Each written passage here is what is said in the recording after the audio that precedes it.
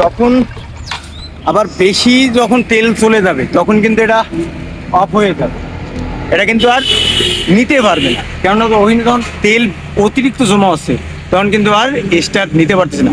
যখন শিশিরের আকারে মানে যত শিশির আকার দেবেন ততই কিন্তু মানে পাওয়ার বাইরে যাবে, পাওয়ার বাইরে যাবে। ঠিক আছে, এই পাওয়ারটা যখনই বাড়বে তখনই বুঝবেন আপনি তেলের মাইলেজ একদম অ্যাকুরেট পাবেন। ঠিক আছে, যখন দেখবেন বন্ধ হয়ে যাচ্ছে তখন কিন্তু আপনি তেলের মাইলেজ আর বেশি ভালো পাবেন। ঠিক আছে, এটা তিনটে অপশন আছে। তেলের মাইলেজ তখনই ভালো পাবেন যখন দেখবেন গাড়ির এই ইয়ার স্ক্রুপটা যখন টাইট দিবেন তখন দেখবেন এখন গ করে মানে জোরে আওয়াজ হচ্ছে, তখনই আপনি তেলের মাইলেজ ভালো পাবেন। কেননা ওই সময় মানে শিশিরের